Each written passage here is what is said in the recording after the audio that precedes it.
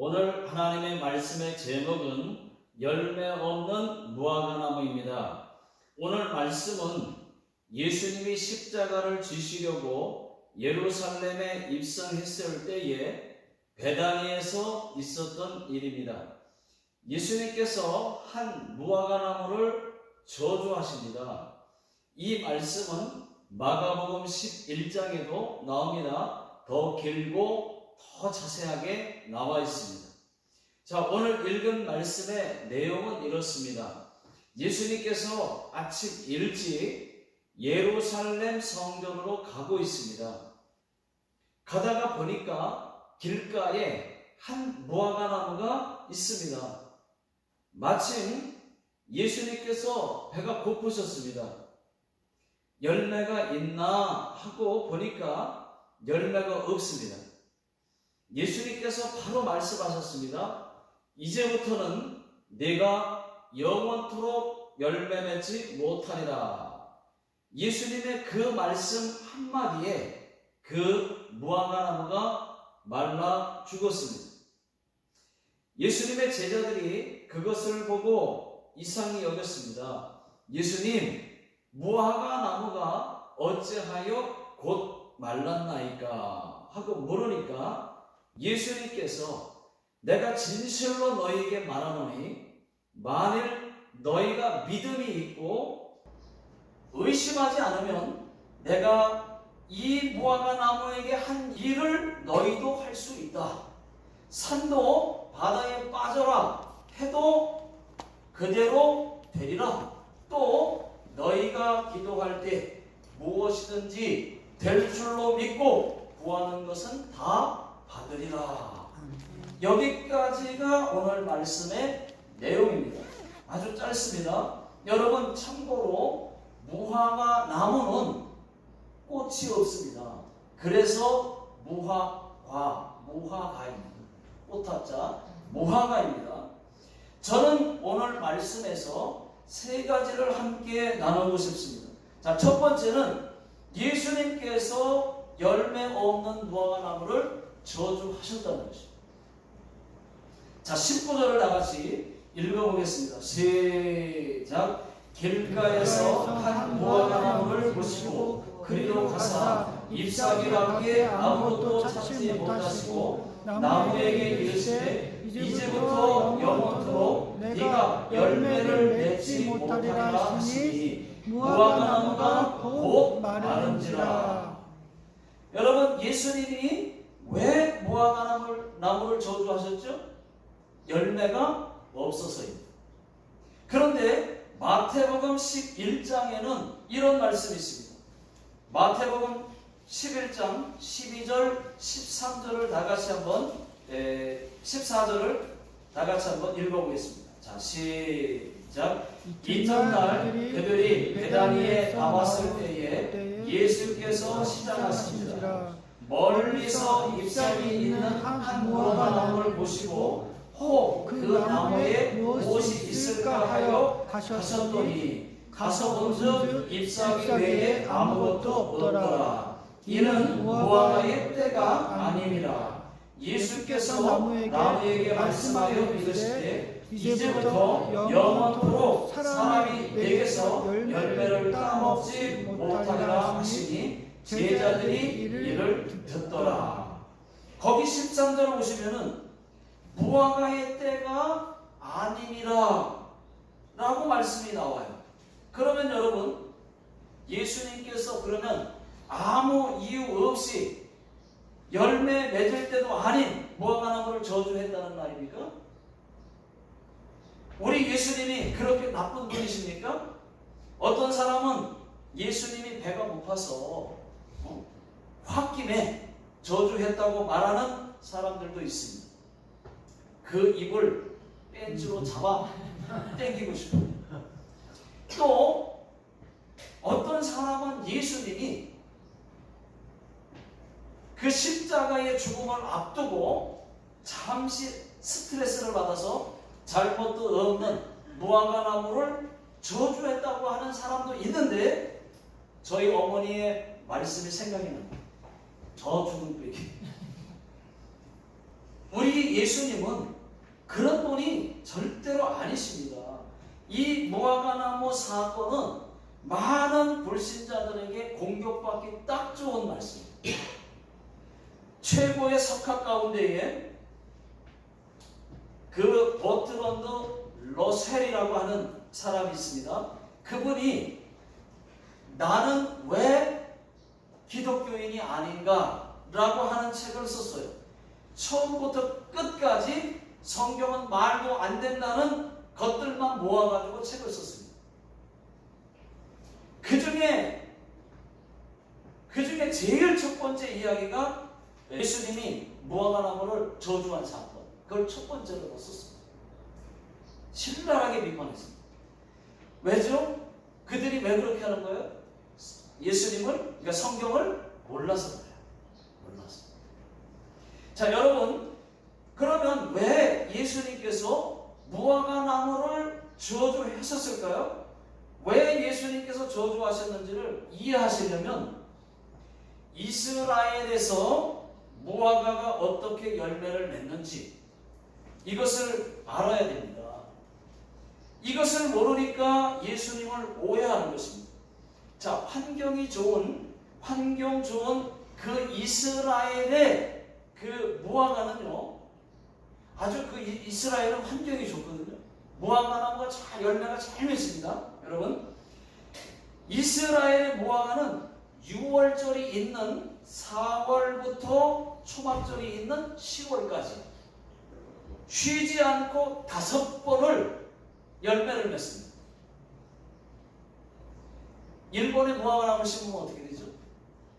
1년에 딱 한 번 열리죠. 자, 그러면 예수님이 6월절 날 십자가에 죽으셨으니까 우리의 달력으로는 4월 14일이 6월절이에요. 그 태양력으로, 그 유대인의 달력으로는 1월 14일. 그러면 오늘날 우리 달력으로는 4월 14일입니다. 6월절이에요. 예수님이 예루살렘에 입성한 때는 6월절을 며칠 앞둔 날입니다. 앞둔 때입니다. 이때가 4월 초예요. 4월 초. 그런데 무화과 나무는 언제부터 열매가 맺히기 시작하느냐? 3월 중순부터 잎사귀가 자라고 작은 무화과 열매들이 잎사귀와 함께 열리기 시작을 해요. 그러면 이때가 4월 초쯤이니까 여러분, 4월 초면 아직 다 익지는 않은 거예요. 무슨 말인지 알죠? 예수님이 따르려고 했을 때 그때는 다 익은 상태가 아니에요. 아직 익지 않은 작은 열매라도 있었어야 돼요. 그런데 열매가 작은 것이라도 있어야 될 시기에 잎사귀는 있는데 열매 자체가 하나도 없었던 겁니다. 그러니까 익지는 않았어도 열매가 맺혀서 익어가고 있어야 되거든요. 근데 없어요. 아무것도 없어요. 그래서 열매 없다고 저주하신 것입니다. 그러면 저주하지 마시고 두 번째부터 그냥 열리게 5번 열리는데 그대로 내두시면은 되지 않았겠나? 두 번째부터 열릴 거 아닙니까? 하고 말할 수 있지만 아니요. 4월에 첫 번째 열매가 맺히지 못하면은, 첫 번째부터 열매가 맺히지 못하면 그 다음 두 번째도 세 번째도 5번째까지 열매를 맺히지 못해요. 그건 긁는 거예요. 처음부터. 열매를 맺히지 못하면 그 무화과는 땅만 상하게 할 뿐이기 때문에 예수님이 무화과 나무를 저주하신 것입니다. 자, 이 말씀이 우리에게 주는 교훈은 뭐냐? 메시아로 오신 예수님을 사람들이 거부해요. 열매 없는 잎만 무성한 무화과 나무처럼, 겉으로는 경건한 것처럼, 또 실제로는 신앙의 아무 열매도 없는 그런 유대인들과 우리에게 하시는 말씀입니다. 여러분, 우리도 열매를 맺어야 됩니다. 열매를 맺어야 돼요. 경건해야 됩니다. 사랑의 열매, 성령의 열매, 여러분 맺어야 돼요. 사랑의 열매, 희락의 열매, 화평과 오래 참음과 자비와 양성과 충성과 온유와 절제, 이 열매들을 맺어야 돼요. 자, 갈라디아서 5장 22절을 보겠습니다. 22절, 23절 시작. 오직 성령의 열매는 사랑과 희락과 화평과 오래 참음과 자비와 양성과 충성과 온유와 절제니 이 같은 것을 금지할 법이 없느니라. 자, 이런 성령의 9가지 열매를 우리가 여러분 맺혀야 됩니다. 이런 열매를 맺는 방법은 딱 하나, 어려운 거 아니에요. 참 포도나무이신 예수님께 가지인 우리가 딱 붙어만 있습니다. 다른 거 없어요. 붙어만 있으면 열매는 자동으로 맺혀집니다. 신앙생활을 하나님과 가까이 딱 붙어서 하나님 잘 믿고 있으면 우리가 말하는 성령의 9가지 열매는 그냥 자동으로 맺혀집니다. 억지로 막 맺으려고, 성령의 9가지 열매? 사랑? 그럼 사랑부터 맺어야 되겠네? 맞아야 되겠네? 이렇게 하지 않아도 여러분들이 신앙생활을 잘 하고 있으면 예수님이 포도나무이니까 가지인 우리가 그냥 딱 붙어만 있으면 열매가 자라게 됩니다. 맺히게 됩니다.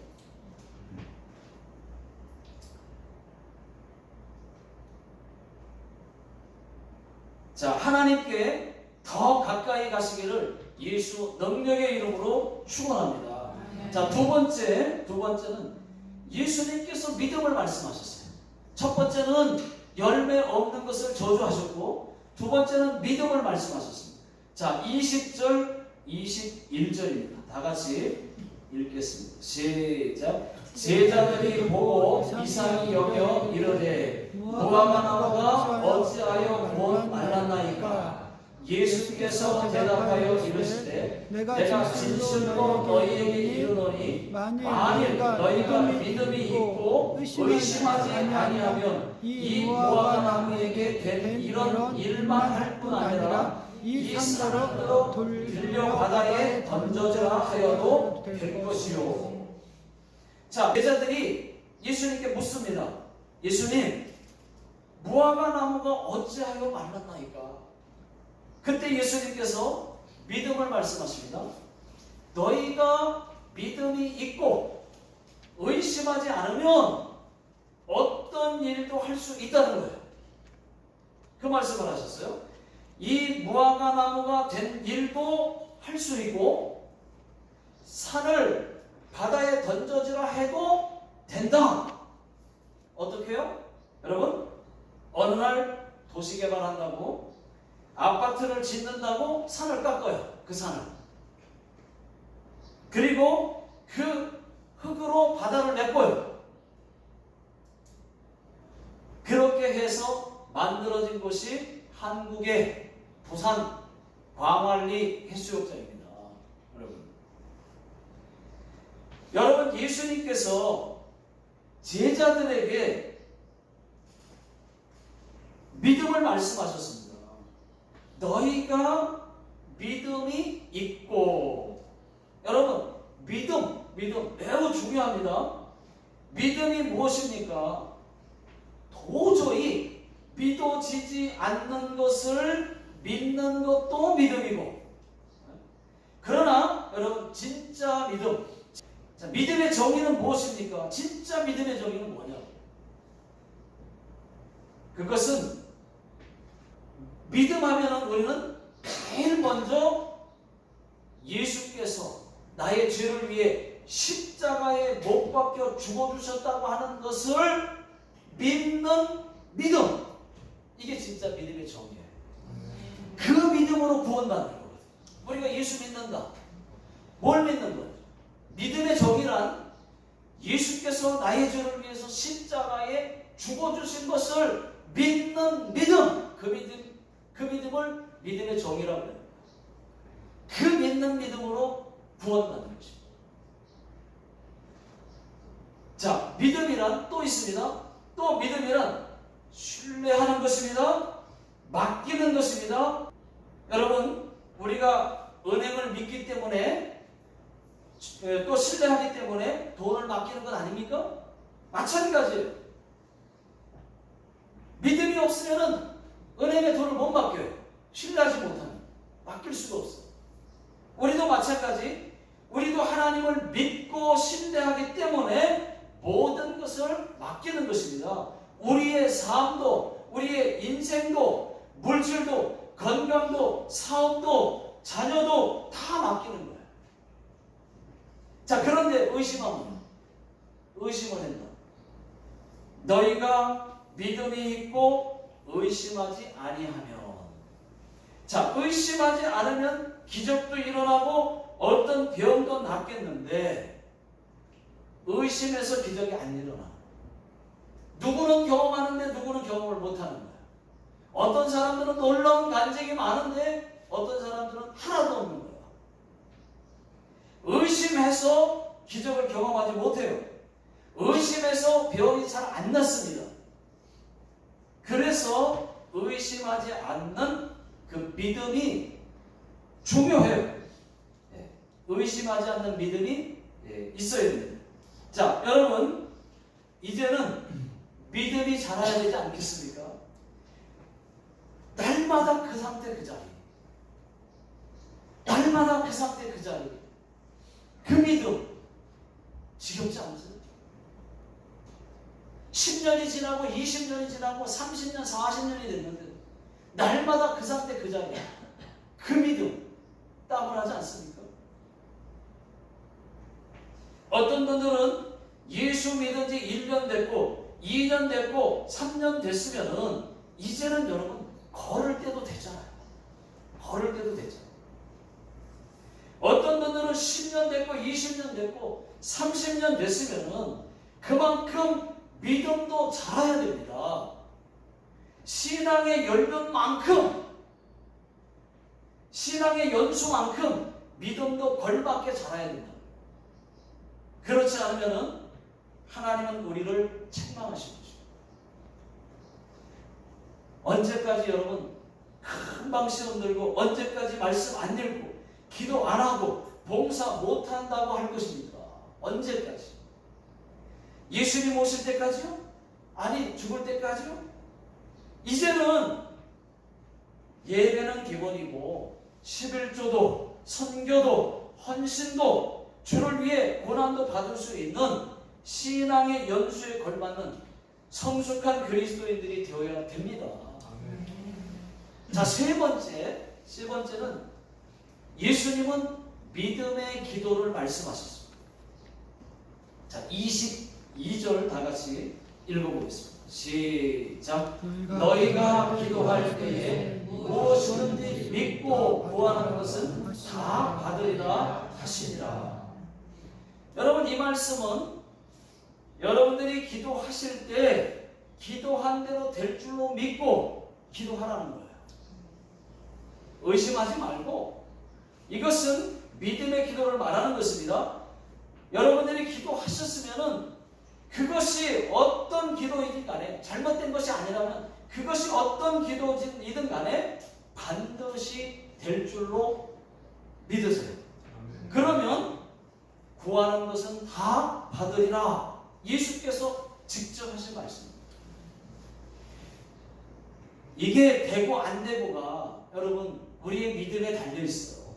우리가 그만큼 요번에는 믿고 기도했다. 돼요. 요번에는 믿지 못했다. 잘 안 돼요. 그럴 때도 있습니다. 물론 여러분 반드시 될 줄로 믿으셔야 돼요. 기도했으면. 아니 우리가 불가능 자체가 없으신 그 하나님께 우리가 기도하는 것 아니겠습니까? 왜 그 전능하신 하나님께 기도하면서 자꾸 의심이 되죠? 하면서도 해볼까 그냥? 한번 그냥 해보는 거. 네? 그런 식의 기도가 아니라 하나님이 아니면 안 됩니다. 하나님 하고 막 될 줄로 막 믿는 믿음 가지고 기도하셔야 돼요.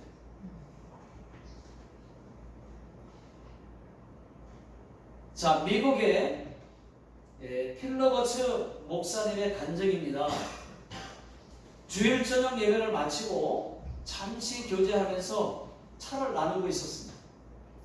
20대 청년 하나가 교제하는 식탁을 막 섬기고 있습니다. 그 청년의 얼굴은 아주 행복해 보였고 아주 열정적으로 보였습니다.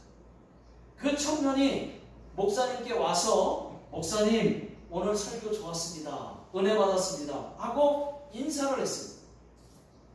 목사님이 그 청년을 보니까 뭔가 달라 보였습니다. 그래서 그 청년에게 청년 내가 당신의 간증을 듣고 싶다 라고 물어봤습니다. 그때 그 청년이 말하기를 나는 이 교회에서 자라났습니다. 나는 아주 어린 나이에 예수님을 영접했습니다. 그렇지만 저의 믿음이 주 안에서 제대로 자라지 못했습니다. 제가 18살 되었을 때 저는 신앙에서 떠나가게 되었습니다.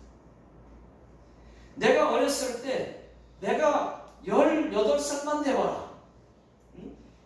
나는 집도 떠나고 나는 교회도 떠날 것이다. 그리고 나는 이 세상을 실컷 경험하고 싶다. 이런 생각을 했다는 것입니다. 그리고 저는 실제로 그것을 행동에 옮겼습니다. 나는 그때부터 악한 방탕한 삶을 살기 시작했습니다. 죄의 구렁텅이 속에 빠져들었습니다. 물론 저는 시시때때로 저희 가족들에게 전화를 했습니다. 내가 저기 있으니까 염려는 마시라고 전화를 했다는 거예요. 부모는 언제나 그 집에 빨리 돌아와라 라고 집으로 돌아오라고 권면을 했습니다. 그렇게 수년이 더 지났습니다. 아침에 깨어났는데 아침에 깨어나자마자 갑자기 죄책감이 들기 시작하면서 나를 사로잡았습니다. 내가 바로 탕자와 같이 살고 있구나. 그래서 나는 집으로 돌아왔습니다. 그리고 집에 와서 용서를 구했습니다. 그리고 나서 나는 예수님과의 관계, 교회와의 관계가 회복됐습니다. 그래서 나는 지금 행복하게 교회를 섬기고 있습니다. 그런데 제가 집에 왔을 때 하나 깨달은 것은 중요한 것 하나 있습니다. 이것은 우리 아버지가 하나님과 약속한 사실이 있었다는 것을 알게 되었습니다. 매일 밤 10시만 되면 우리 아버지는 하던 일을 모든 것을 다 중단했습니다. 우리 집에는 아버지의 조그만 방이 하나 있습니다. 그 방에서 제가 주님 앞에 돌아오기를, 집으로도 돌아오기를 기도했다는 것입니다. 밤 10시만 되면 정확하게 하던 일 모든 것을 내려놓고 나를 위해서 기도했습니다. 그것을 알았습니다. 그래서 저는 그것 때문에 완전히 주님 앞에 돌아올 수 있었던 것 같습니다. 우리 아버지의 기도를 주님이 들어주신 겁니다. 이 간증을 미국의 필러버츠 목사님께서 하셨던 것을 제가 들은 적이 있어요. 영상을 통해서. 여러분, 그렇습니다. 우리도 믿지 않는 남편, 믿지 않는 아내, 우리 가족, 내 자녀들을 위해서 날마다 돌아올 줄로 믿고 정한 시간에 짧게라도 기도한다면 여러분, 하나님은 그 기도를 들으시고 반드시 응답해 주신다고 저는 믿습니다. 줄로 믿고, 될 줄로 믿는 믿음, 믿음의 기도죠. 될 줄로 믿고 기도하는 그런 믿음의 기도를 하나님은 기다리고 계십니다. 찾고 계십니다. 여러분, 믿음과 기도는 바늘과 실의 관계라고 볼 수가 있어요. 기도하면 믿음이 생기고, 믿음이 생기면 기도하게 돼 있습니다. 결국 기도하는 사람이 응답받고 승리하게 되는 것입니다. 여러분, 혹시 신앙의 열정이 식었다면 기도하십시오. 예배의 감격이 없다면 기도해야 됩니다. 인생의 문제를 믿음으로 해결할 수 있는 힘이 없다면 기도해야 됩니다. 저는 기도할 때 믿음이 살아나는 것을 저는 여러 번 많이 경험을 했습니다. 기도하면 믿음이 살아납니다. 저희 교회 어떤 성도님은 담배를 끊고 싶다고 말을 했습니다. 그렇다면 기도, 여러분, 기도. 믿고 구한 것은 그대로 믿으라. 그리하면 이루리라. 이 말씀과 같이 끊게 될 줄 믿고 말이죠. 네? 믿음의 기도를 하나님께 해보십시오. 그러면 성령 하나님께서 반드시 내가 생각했던 것보다, 오모따요리, 내가 생각했던 것보다 더 쉽게 끊게 해주실 것입니다.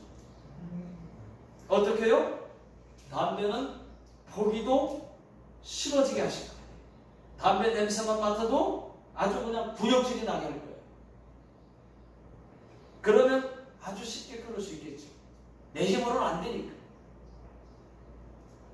여러분, 오늘 말씀처럼 열매 없는 무화과나무가 되지 마시고 열매 맺는 성도님들 다 되시기 바랍니다. 그리고 믿음 10년, 20년, 30년 신앙의 연수에 걸맞는 믿음들이 되시길 바라고, 저와 여러분들의 그 될 줄로 믿고 기도하는 이 모든 기도가 다 응답되시기를 주의 이름으로 축원합니다. 기도하겠습니다. 하나님 아버지, 저희가 많은 열매를 주 안에서 주의 이름으로 맺히기 원하오니 주여, 우리 모두가 하나님을 가까이 하여 많은 열매를 주 앞에 맺게 하여 주옵소서. 뿐만 아니라 하나님, 신앙의 연수에 걸맞는 믿음들 다 되게 해주시고, 또 하나님, 믿고 기도하는 모든 기도가 주 안에서 아름답게 다 응답되게 해 주옵소서. 지금은 우리 주 예수 그리스도의 은혜와 하나님 아버지의 무한하신 사랑하심과 성령님의 교통 인도하심이 오늘 말씀 듣고 믿음의 사람 되기 원하고 믿음의 기도를 드리기 원하는 모든 성도님들 머리 위에 지금으로부터 영원토록 함께 하시기를 예수님의 이름으로 간절히 축원하옵나이다. 아멘.